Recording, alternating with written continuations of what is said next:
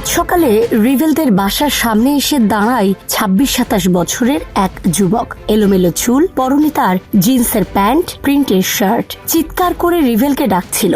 এত সকালে কে ডাকাডাকি করছে তা দেখার জন্য রিভেলের মা বারান্দায় গিয়ে দাঁড়ান। যুবকটিকে তিনি বলেন রিভেল ঘুমিয়ে আছে।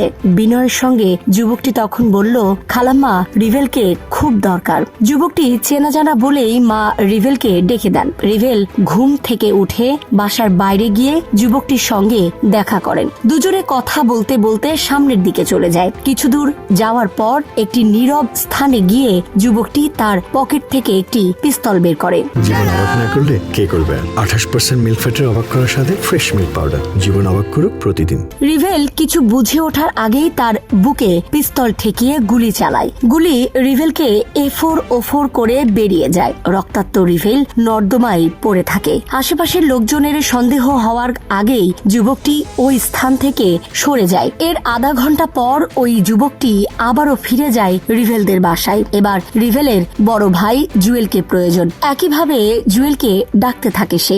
জুয়েল বেরিয়ে আসে। কথা বলতে বলতে তারা দুজনে এগিয়ে যায় সামনের একটি রাস্তার ধারে। যুবকটি এবার আর কোনো নীরব স্থান খুঁজেনি। রাস্তার ওপরই জুয়েলের শরীরে পিস্তল ঠেকিয়ে পরপর কয়েক রাউন্ড গুলি চালায়। রক্তাক্ত জুয়েল পড়ে থাকে রাস্তায়। হাতে ধরা পিস্তল উঁচু করে এবার দৌড়ে পালায় যুবকটি।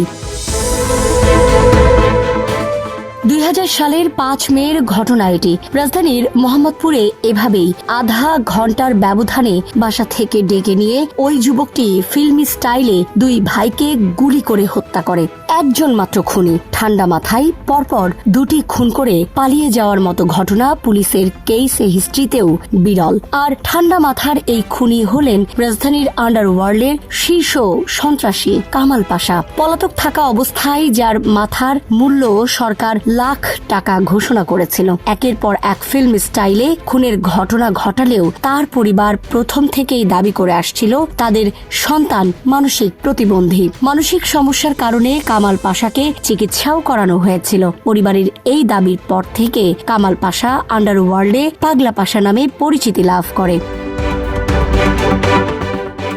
কামাল পাশা দিনের বেলায় খুন করতে পছন্দ করতেন। তিনি তার সহযোগীদের প্রায়ই বলতেন, দিনের নানা কায়দায় আক্রমণ করা যায়। প্রতিপক্ষের মৃত্যু নিজের চোখে দেখা যায়, এতে শান্তি পাওয়া যায় মনে। অন্ধকারকে ভয় করত পাশা, যে কারণে দিনের বেলায় খুনের ঘটনা ঘটাতো। যে হত্যাকাণ্ডগুলো পাশা ঘটিয়েছে তার প্রত্যেকটি দুঃসাহসিক। ফিল্মি স্টাইলে খুন করতে সে ভালোবাসত। তাকে দিয়ে রাজধানীর অন্যান্য শীর্ষ সন্ত্রাসীরা খুন করাতো। তার বিরুদ্ধে যে খুনের অভিযোগ রয়েছে তার অধিকাংশই ভাড়াটে হিসাবে কাজ করেছে পাশা। খুনের ঘটনায় ফাঁসির রায় ঘোষণা করা হয়েছে।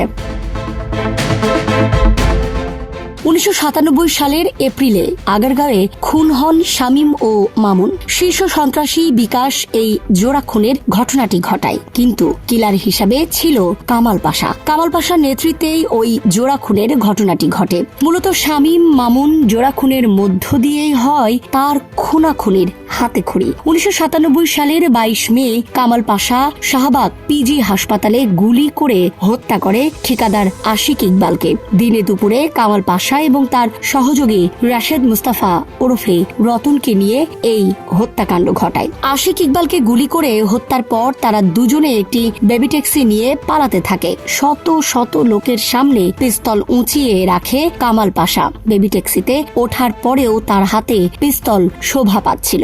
সোনারগাঁও হোটেলের সামনে একজন সার্জেন্ট পুলিশ জীবন বাজি রেখে তাদের সেই বেবি ট্যাক্সির গতিরোধ করে। স্থানীয় লোকজনের সহায়তায় তাদের দুজনকে পাকড়াও করা হয়। উদ্ধার হয় দুটি পিস্তল ও ২০ রাউন্ড গুলি। আটক কামাল পাশা জামিনে বেরিয়ে আসে। এরপর ২০০০ সালের প্রথম দিকে উত্তরায় গুলি করে এক ব্যক্তিকে হত্যা করে। এর কিছুদিন পরই বাসা থেকে ডেকে নিয়ে হত্যা করে দুই ভাই আশরাফ হোসেন জুয়েল এবং মোহাম্মদ আলী রিভেলকে। কামাল কামাল পাশা গা ঢাকা দেয়। ওই অবস্থায় বনানীতে একজন ব্যবসায়ীকে হত্যা করে কামাল পাশা। জীবন অবাক না করলে কে করবে? 28% মিল্ক ফ্যাটের অবাক করার সাথে ফ্রেশ মিল্ক পাউডার। জীবন অবাক করুক প্রতিদিন। বিএনপি জোট সরকার আমলে 23 শীর্ষ সন্ত্রাসীর তালিকা প্রকাশ করে পুরস্কার ঘোষণা করা হয়। এর মধ্যে কামাল পাশাকে ধরিয়ে দিতে 1 লাখ টাকা পুরস্কার ঘোষণা করা হয়। পরে কামাল পাশার বাবা তাকে পুলিশের হাতে তুলে দেয়। 2002 সাল থেকে কারাগারে ছিলেন। 2016 সালে কারাগারেই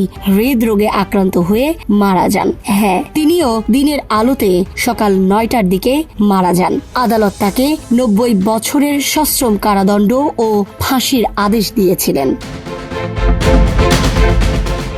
ডেস্ক রিপোর্ট, ঢাকা এক্সপ্রেস।